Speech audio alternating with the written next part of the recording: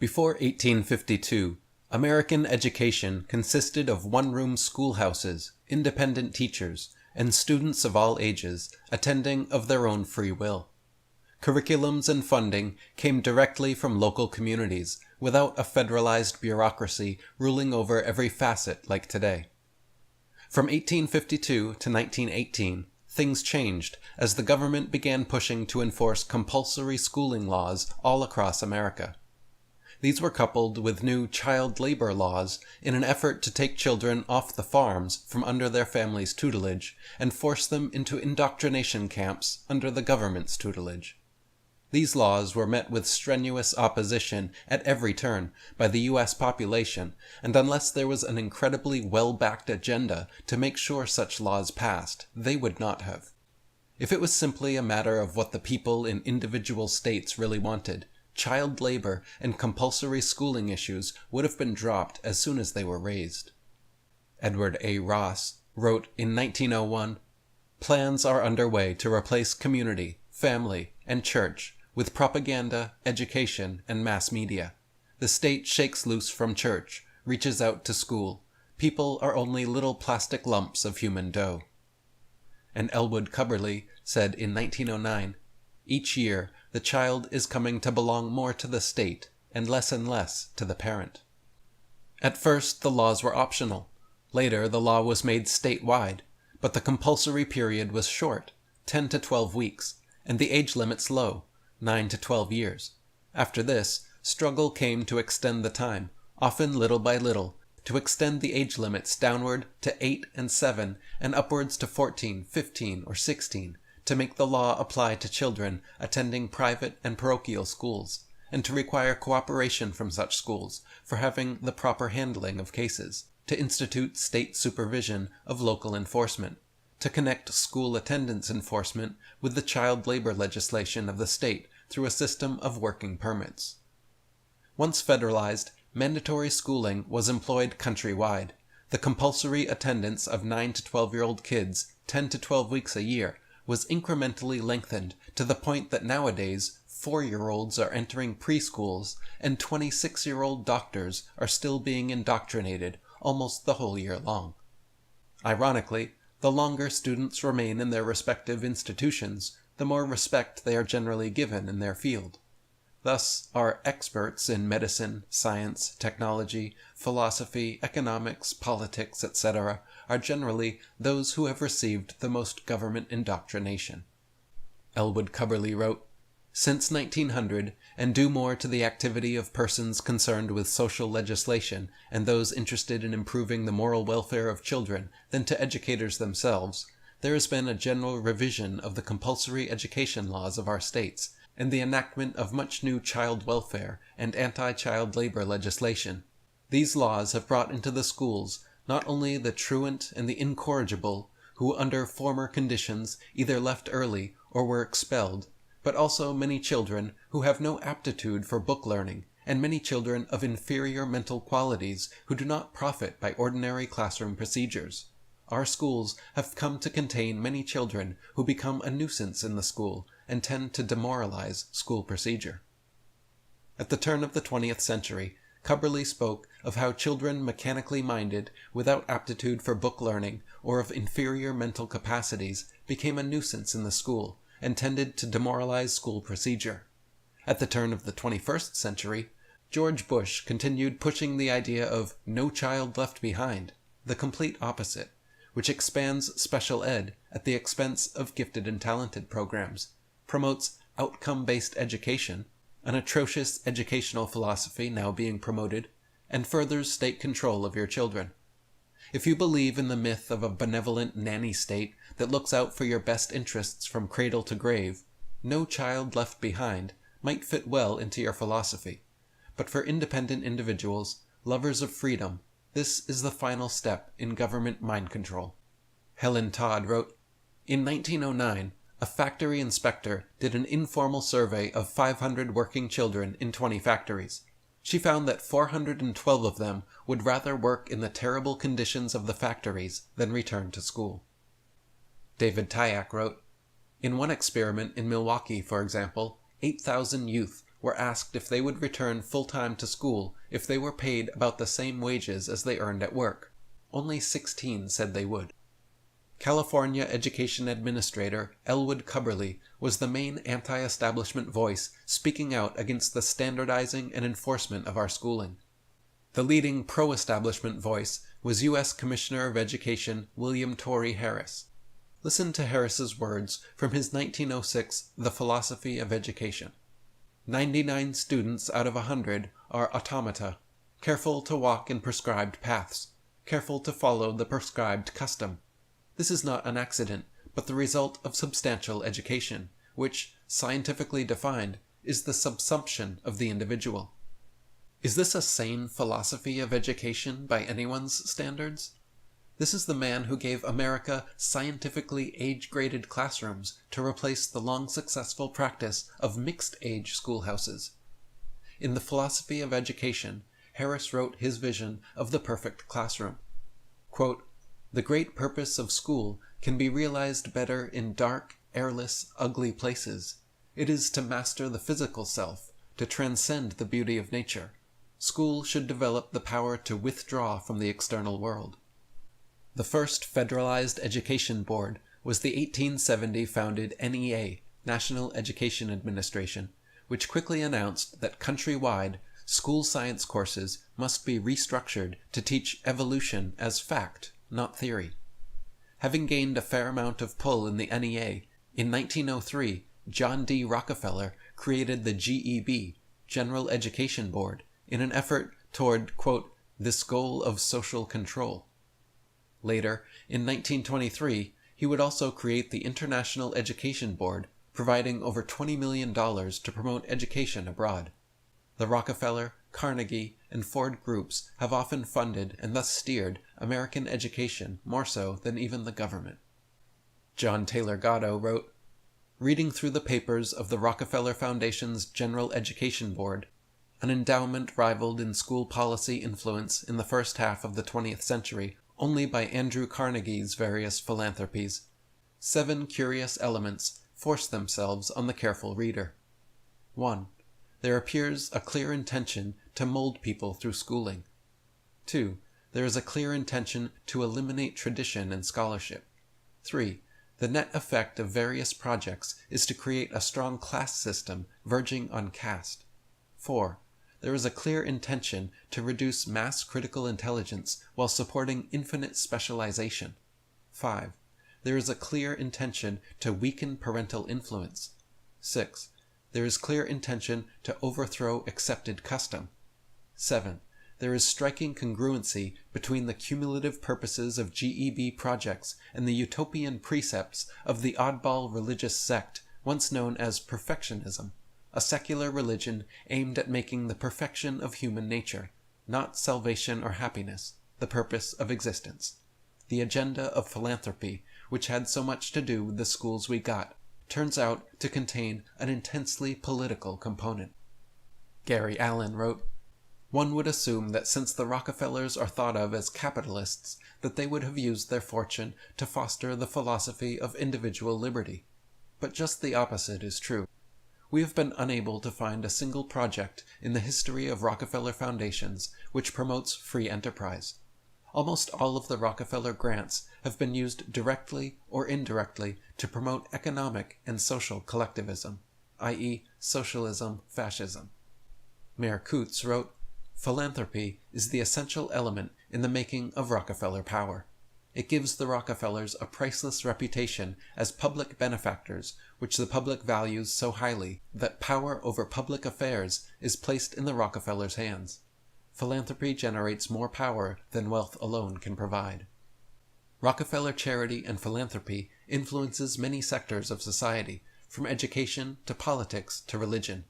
Here's an abridged list of Rockefeller-funded organizations: American Assembly, American Association for the United Nations, American Friends Service Committee, Atlantic Union, Center for Advanced Study in Behavioral Science, Center of Diplomacy and Foreign Policy, Citizens Committee for International Development, Committees on Foreign Relations, Committee for Economic Development, Council on Foreign Relations, Federation of World Governments, Foreign Policy Association, Institute of International Education, Institute for World Order, National Planning Association, U.S. National Commission, the Trilateral Commission, World Affairs Council, and United World Federalists. Notice any trends? Any doubt regarding the Rockefellers' intent in starting the GEB should be clarified in John Dee's own mission statement. Quote, "In our dreams, people yield themselves with perfect docility to our molding hands. The present education conventions of intellectual and character education fade from their minds, and unhampered by tradition, we work our own goodwill upon a grateful and responsive folk. We shall not try to make these people or any of their children into philosophers or men of science. We have not to raise up from them authors, educators, poets, or men of letters. We shall not search for great artists, painters, musicians, nor lawyers, doctors, preachers, politicians, statesmen, of whom we have an ample supply. The task is simple. We will organize children and teach them in a perfect way the things their fathers and mothers are doing in an imperfect way." This is not a man looking out for the best interest of students.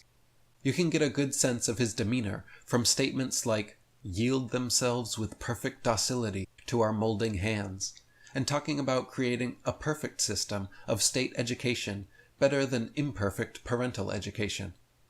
Martin Luther King Jr., for one, disagrees with John D. Rockefeller, saying, "The group consisting of father, mother, and child is the main educational agency of mankind."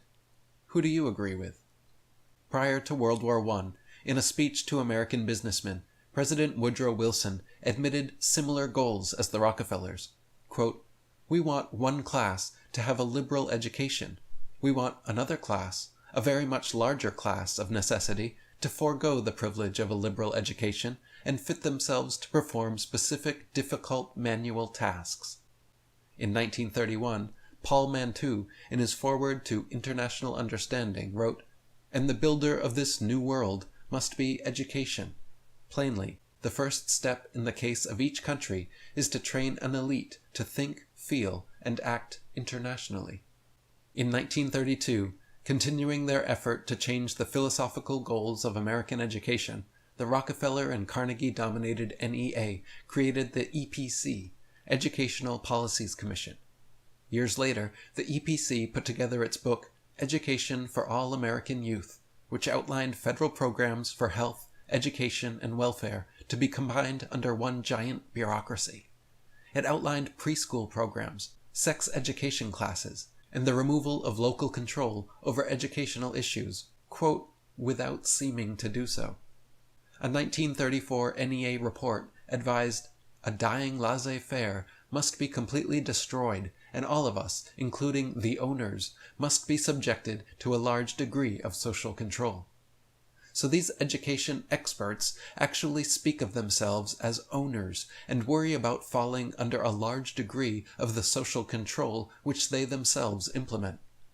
Walter Lippmann wrote, "The thesis I venture to submit to you is as follows: that during the past 40 or 50 years, those who are responsible for education have progressively removed from the curriculum of studies the Western culture which produced the modern democratic state, that the schools and colleges have, therefore, been sending out into the world men who no longer understand the creative principle of the society in which they must live, that, deprived of their cultural tradition, the newly educated Western men no longer possess in the form of substance of their own minds and spirits and ideas the premises, the rationale, the logic, the method, the values of the deposited wisdom which are the genius of the development of Western civilization, that the prevailing education is destined, if it continues, to destroy Western civilization, and is in fact destroying it. I realize quite well that this thesis constitutes a sweeping indictment of modern education, but I believe the indictment is justified, and here is a prima facie case for entering this indictment. In 1942, the Institute of Pacific Relations published Post-War Worlds. In it, P.E. Corbett wrote, "World government is the ultimate aim. It must be recognized that the law of nations takes precedence over national law. The process will have to be assisted by the deletion of nationalistic material employed in educational textbooks and its replacement by material explaining the benefits of wiser association." In 1946, former editor of the NEA Journal, Joy Elmer, published The Teacher and World Government, saying things like, "In the struggle to establish an adequate world government, the teacher can do much to prepare the hearts and minds of children for global understanding and cooperation. At the very heart of all the agencies which will assure the coming of world government must stand the school, the teacher, and the organized profession." The next year, in 1947, the American Education Fellowship, organized by establishment minion John Dewey of the Dewey Decimal System, called for the establishment of a genuine world order, an order in which national sovereignty is subordinate to world authority.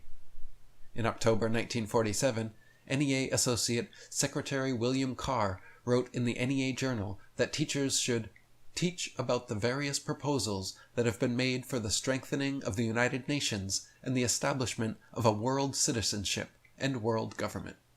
Max Otto wrote, "It was natural businessmen should devote themselves to something besides business, that they should seek to influence the enactment of administration of laws, national and international, and that they should try to control education." Elitist Committee of 300 philosopher Bertrand Russell, in his 1951 book The Impact of Science on Society, wrote, "Education should aim at destroying free will, so that after pupils are thus schooled, they will be incapable throughout the rest of their lives of thinking or acting otherwise than as their schoolmasters would have wished. Influences of the home are obstructive, and in order to condition students, verses set to music and repeatedly intoned are very effective. It is for a future scientist to make these maxims precise and discover exactly how much it costs per head to make children believe that snow is black. When the technique has been perfected, every government that has been in charge of education for more than one generation will be able to control its subjects securely without the need of armies or policemen." In 1953, Carroll Reese, Tennessee congressman and chairman of the RNC, Republican National Committee, along with the research director Norman Dodd and lawyer Rose Wormser, performed the first and only in-depth investigation into the activities of the Rockefeller, Carnegie, and Ford Foundations and their effect on American education. Renee Wormser wrote that the Reese investigation, quote, "leads one to the conclusion that there was indeed something in the nature of an actual conspiracy among certain leading educators in the United States to bring about socialism through the use of our school systems. They discovered that the Rockefeller Foundation was the primary culprit behind the NEA's rapidly changing policies and the teaching of socialism in America's schools and universities." Wormser continued, "A very powerful complex of foundations and allied organizations have developed over the years to exercise a high degree of control over education. Part of this complex, and ultimately responsible for it, are the Rockefeller and Carnegie groups." During a personal meeting, President Rowan Gaither of the Ford Foundation told Reese Committee Research Director Norman Dodd that, quote, "all of us here at the policy-making level of the Foundation have at one time or another served in the OSS, precursor to the CIA, or the European Economic Administration, operating under directives from the White House. We operate under those same directives. The substance under which we operate is that we shall use our grant-making power to so alter life in the United States that we can be comfortably merged with the Soviet Union." As their meeting turned from civil to threatening, Gaither warned Dodd, "If you proceed with the investigation as you have outlined, you will be killed." Fritz Springmeier wrote, "This was the situation in the 1950s, when the Reese Committee briefly investigated the Rockefeller-Carnegie groups that have continued basically unopposed for the next 40 years in controlling education. One of the educational book producers is Grolier Inc. Avery Rockefeller Jr. sits on Grolier Inc. board meetings. Another interesting board member is Theodore Waller, who is the director of Grolier Inc. He was a member of the International Book Committee of UNESCO. In the mid-60s, the Education Department produced a document called Designing Education, which advised each state to, quote, "lose its independent identity as well as its authority in order to form a partnership with the federal government." Another important document at the time was Benjamin Bloom's Taxonomy of Educational Objectives, which was used as a tool to classify the ways individuals are to act, think, or feel as the result of some unit of instruction. Using B.F. Skinner's operant conditioning and other new behavioral psychology models, American education shifted focus towards emotional and outcome-based learning, so-called values clarification and sensitivity training. As noted by Ph.D. Superintendent of South St. Paul, Minnesota schools, Ray Powell, in 1975 said, "It's all brainwashing." In 1981, the NEA published the Special Committee on Instructional Technology report, which, as usual, addressed the public and children as lumps of clay to be molded to suit their will. Quote, "In its coming involvement with the technology of instruction, the profession will be faced again with the challenge of leadership, by example and by effective communication, the challenge of convincing the public that education is much more than treating students like so many Pavlovian dogs to be conditioned and programmed into docile acceptance of a do-it-yourself blueprint of the good life. Through outcome-based learning and other sophisticated standardized mind control methods which continue being refined to present day, our government schools are perpetually preparing a new workforce for job specialization." Charlotte Iserby wrote, "Outcome-based education, because it concentrates on the end product of its process, can be said to restrict the student's mental functioning. Success in an outcome-based environment is restricted to performing prescribed tasks to the point of automaticity. The functions of memory and creativity are not used, nor are they considered necessary to succeed in an OBE program or any program that uses Skinnerian mastery learning or direct instruction. Predictability is the bottom line for OBE, limiting the student to only those responses which they are prescribed. When trained by OBE methodology, the student cannot fail unless he employs creativity and produces an unpredicted response. In an OBE environment, he can only believe that which is acceptable. The most predictable outcome, over time, is frustration, and ultimately, low achievement and behavior problems." John Taylor Gatto wrote, "Schools at present are the occupation of children. Children have become employees, pensioners of the government at an early age. But government jobs are frequently not really jobs at all. That certainly is the case in the matter of being a schoolchild. There is nothing or very little to do in school, but one thing is demanded, that children must attend, condemned to hours of desperation, pretending to do a job that doesn't exist. At the end of the day, tired, fed up, full of aggression, their families feel the accumulated tedium of their pinched lives. Government jobs for children have broken the spirit of our people." During the Reagan administration, U.S. Department of Education's senior policy advisor was Camden, Maine School Board Director Charlotte Iserby. Iserby has long been an appreciated voice of opposition to outcome-based education and Skinnerian methodology. She compiled a mammoth informative expose on the devolution of American education called The Deliberate Dumbing Down of America. She explains how, quote, "an alien collectivist socialist philosophy, much of which came from Europe, crashed onto the shores of our nation, bringing with it radical changes in economics, politics, and education, funded, surprisingly enough, by several wealthy American families and their tax-exempt foundations. The goal of these wealthy families and their foundations, a seamless, non-competitive worldwide system for commerce and trade, when stripped of flowery expressions of concern for minorities, the less fortunate, etc., represented the initial stage of what this author now refers to as the deliberate dumbing down of America. 70 years later, the carefully laid plans to change America from a sovereign constitutional republic with a free enterprise economic base to just one of many nations in an international, socialist, collectivist system, New World Order, are apparent. Only a dumbed-down population, with no memory of America's roots as a prideful nation, could be expected to willingly succumb to the worldwide workforce training planned by the Carnegie Corporation and the John D. Rockefellers, 1 and 2. John Taylor Gatto, author of The Underground History of American Education, was New York Teacher of the Year for the third time in 1991 when he quit his 30-year teaching career, saying that he was, quote, "no longer willing to hurt children."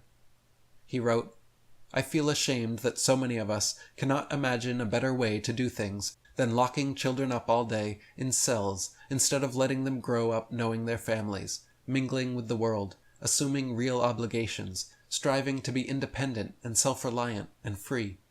I don't mean to be inflammatory, but it's as if government schooling made people dumber, not brighter, made families weaker, not stronger. The training field for these grotesque human qualities is the classroom. Schools train individuals to respond as a mass. Boys and girls are drilled in being bored, frightened, envious, emotionally needy, and generally incomplete. A successful mass production economy requires such a clientele. A small business, small farm economy like that of the Amish requires individual competence, thoughtfulness, compassion, and universal participation.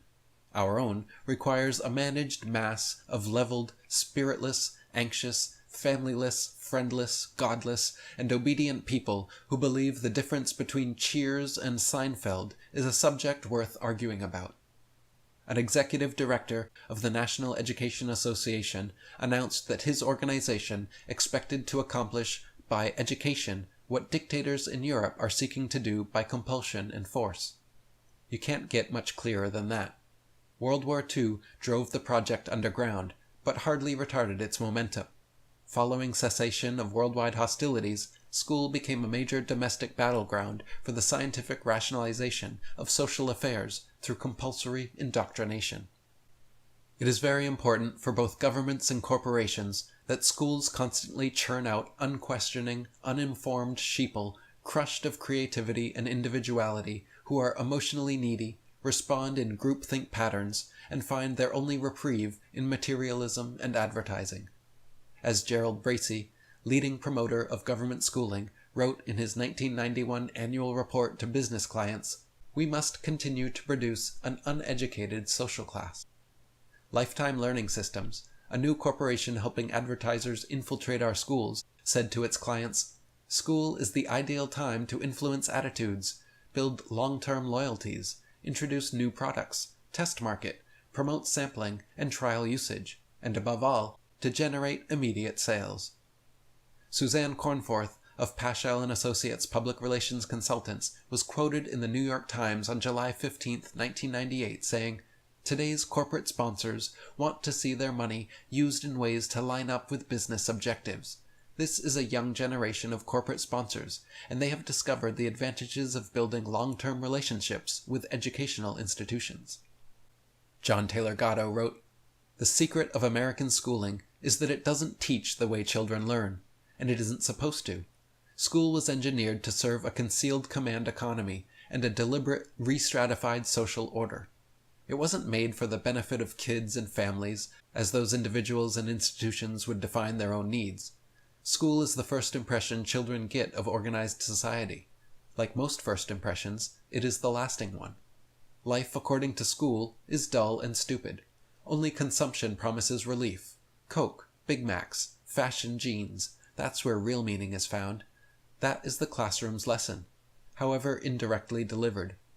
Advertising, public relations, and stronger forms of quasi-religious propaganda are so pervasive in our schools, even in alternative schools, that independent judgment is suffocated in mass-produced secondary experiences and market-tested initiatives. Scientifically subjecting young children to factory-style seating, standardized testing, and government textbooks brings order out of chaos, and makes for manageable populations. Modern schools create uniformity, while suppressing skepticism and creativity. They overdevelop competitive spirit, while undermining compassion and curiosity. They promote cliques, gangs, small group mentalities, and small picture thinkers. Grading and testing procedures hinder big picture understanding of any subject, and force students to focus on more simple, gradable aspects. True education and mastery of the subjects at hand are not encouraged or even feasible. Students are merely required to memorize trivial information like names, dates, places, events, etc., just long enough to regurgitate them for standardized multiple-choice tests. Then, after examination, the trivial info stored in their short-term memory disappears, along with their superficial understandings of each subject. Ralph Waldo Emerson wrote, "We are students of words. We are shut up in schools and colleges and recitation rooms for 10 or 15 years and come out at last with a bag of wind, a memory of words, and do not know a thing. H. L. Mencken wrote, "That erroneous assumption is to the effect that the aim of public education is to fill the young of the species with knowledge and awaken their intelligence, and so make them fit to discharge the duties of citizenship in an enlightened and independent manner. Nothing could be further from the truth. The aim of public education is not to spread enlightenment at all. It is simply to reduce as many individuals as possible to the same safe level, to breed and train a standardized citizenry, to put down dissent and originality. That is its aim in the United States, whatever the pretensions of politicians, pedagogues, and other such mountebanks, and that is its aim everywhere else." John Stuart Mill wrote, "A general state education is a mere contrivance for molding people to be exactly like one another, and as the mold in which it casts them is that which pleases the predominant power in the government, it establishes a despotism over the mind." David Icke wrote, "The Brotherhood has also structured the education system and the media to lock people in what I call the left brain prison. The left brain is the area which deals with the physical worldview, rational thought, and all that can be seen, touched, heard, and smelled. The right brain is our intuition and our connection with higher dimensions. This is where you find the artist and creativity, inspired by our uniqueness of thought and expression. The education system and its offshoots, like the media and science, are designed to speak to the left brain and to switch off right brain thinking. This is why spending on the arts in schools is being cut back all over the world and rigid left brain programs imposed. Education fills the left brain with information, much of which is untrue and inaccurate, and it demands that this is stored and then regurgitated on the exam paper. If you do this like a robot, you pass. If, however, you filter the information through the right brain and say, 'Hey, this is all a bunch of shit,' you won't pass, even though you will be telling the truth. Isn't education just wonderful?" It has been demonstrated, if you read the brainwaves of a typical American, left brain neurons are constantly more active than the right. And with the constant suppression of creativity and right brain sympathies, we crank out a population of students who want to be musicians, actors, artists, painters, and poets, but are forced into the real-world jobs of accounting, business, economics, advertising, etc. Bertrand Russell wrote, "What's the difference between a bright, inquisitive 5-year-old and a dull, stupid 19-year-old? 14 years of the British educational system." Vladimir Lenin said, "Give me 4 years to teach the children, and the seed I have sown will never be uprooted." Joseph Stalin said, "Education is a weapon whose effect depends on who holds it in his hands and at whom it is aimed." Winston Churchill said, "Schools have not necessarily much to do with education. They are mainly institutions of control, where basic habits must be inculcated in the young. Education is quite different, and has little place in school." Isabel Patterson wrote, "A tax-supported compulsory educational system is the complete model of the totalitarian state." Every day, all over the world, millions of bright young minds are spending the best years of their lives being herded around by governments like cattle, responding to bells, whistles, and other Pavlovian and Skinnerian conditioning. Millions of children are locked into this program Monday to Friday from 9 to 5, performing boring, arduous tasks against their will because society has deemed it necessary. Just like the workplace, only unquestioning compliance is rewarded, and your only reprieves are snack breaks and lunchtime, which are withheld from you like salivating dogs until the bell rings. Meanwhile, you anxiously sit in rigid rows, all facing the big boss at the blackboard, focused on fantasy objectives, conditioned to view other students as competitors and hindrances. John Taylor Gatto wrote, "By bells and other concentration-destroying technology, schools teach that nothing is worth finishing because some arbitrary power intervenes both periodically and aperiodically. Love of learning can't survive this steady drill. Students are taught to work for little favors and ceremonial grades, which correlate poorly with their actual ability. By addicting children to outside approval and nonsense rewards, schools make them indifferent to the real power and potential that inheres in self-discovery reveals. Schools alienate the winner as well as the losers, by stars, checks, smiles, frowns, prizes, honors, and disgraces. Schools condition children to lifelong emotional dependency. It's like training a dog. The reward-punishment cycle, known to animal trainers from antiquity, is the heart of a human psychology distilled in the late 19th century, Leipzig and incorporated thoroughly into the scientific management revolution of the early 20th century in America. Half a century later, by 1968, it had infected every school system in the United States. Each day, schools reinforce how absolute and arbitrary power really is by granting and denying access to fundamental needs for toilet, water, privacy, and movement. In this way, basic human rights, which usually require only individual volition, are transformed into privileges not to be taken for granted. School teaches how hopeless it is to resist, because you are always watched. There is no place to hide, nor should you want to. Your avoidance behavior is actually a signal you should be watched even more closely than the others. Privacy is a thought crime. School sees to it that there is no private time, no private space, no minute uncommanded, no desk free from search, no bruise not inspected by medical policing or the counseling arm of thought patrols. Marvin Minsky wrote, "It seems to me that much of what we call education is really socialization. Consider what we do to our kids. Is it really a good idea to send your 6-year-old into a room full of 6-year-olds, and then the next year to put your 7-year-old in with 7-year-olds, and so on?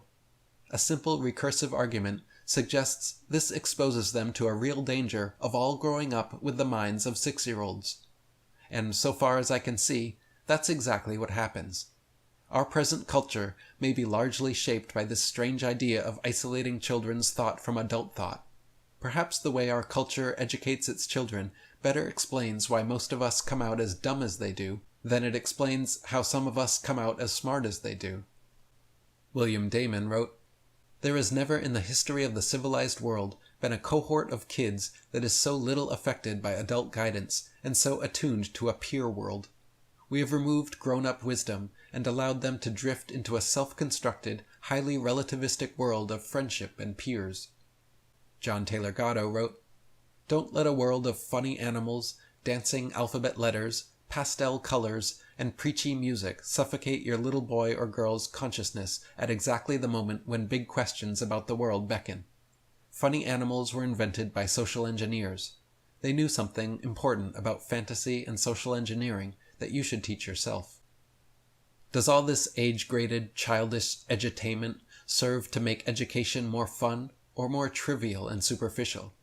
As cute as they may be, are Disney, Barney, Sesame Street, and others what are best for our children?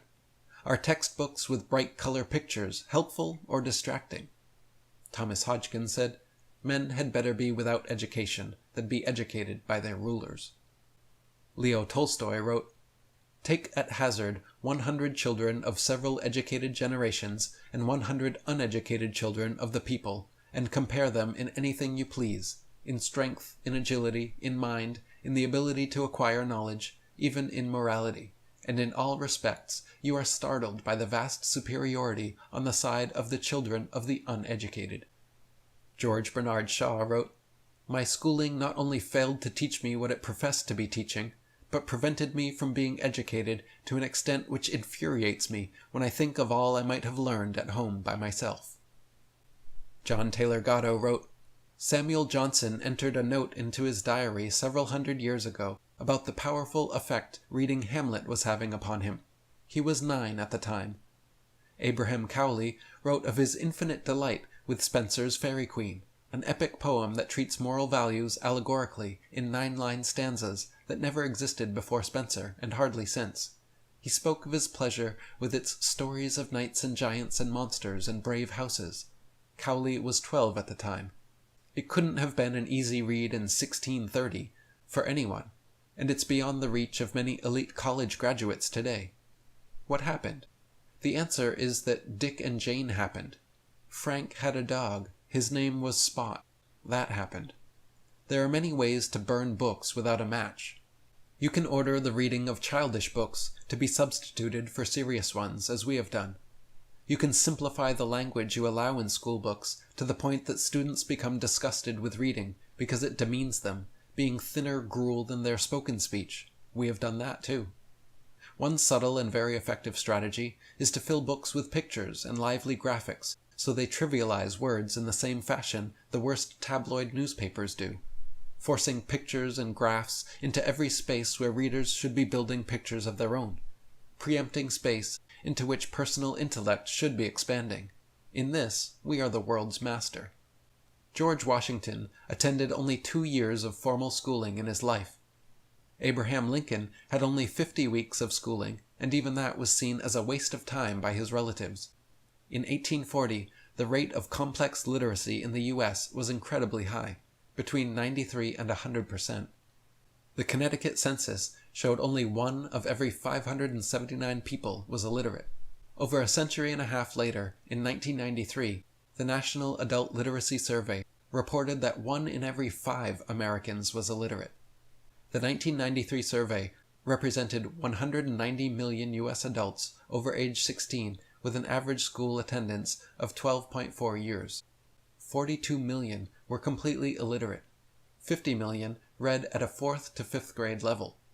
55 to 60 million read at a 6th to 8th grade level.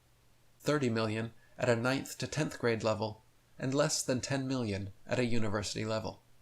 Sir Walter Scott said, "All men who have turned out worth anything have had the chief hand in their own education."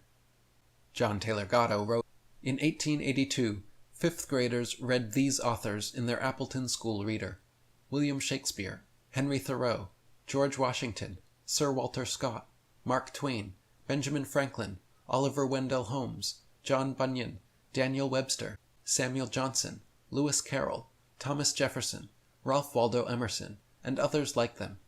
In 1995, a student teacher of 5th graders in Minneapolis wrote to the local newspaper, "I was told children are not to be expected to spell the following words correctly: back, big, call, came, can, day, did, dog, down, get, good, have, he, home, if, in, is, it, like, little man, morning, mother, my, night, off, out, over, people, play, ran, said, saw, she, some, soon, there, them, up, us, very, water, we, went, where, when, will, would, etc. Is this nuts? Dr. Seuss, the children's author, wrote many bestsellers, admittedly using a controlled scientific vocabulary supplied by his publisher. He said in a 1981 interview that, "I did it for a textbook house, and they sent me a word list." That was due to the Dewey Revolt in the 20s, in which they threw out phonics reading and went to a word recognition, as if you're reading a Chinese pictograph instead of blending sounds of different letters. I think killing phonics was one of the greatest causes of illiteracy in the country. Anyway, they had it all worked out that a healthy child at the age of 4 can only learn so many words in a week. So there were 223 words to use in this book. I read the list 3 times, and I almost went out of my head. I said, I'll read it once more, and if I can find 2 words that rhyme, that will be the title of my book. I found cat and hat, and said, the title of my book will be The Cat in the Hat. Richard Mitchell wrote, "Far from failing in its intended task, our educational system is in fact succeeding magnificently, because its aim is to keep the American people thoughtless enough to go on supporting the system."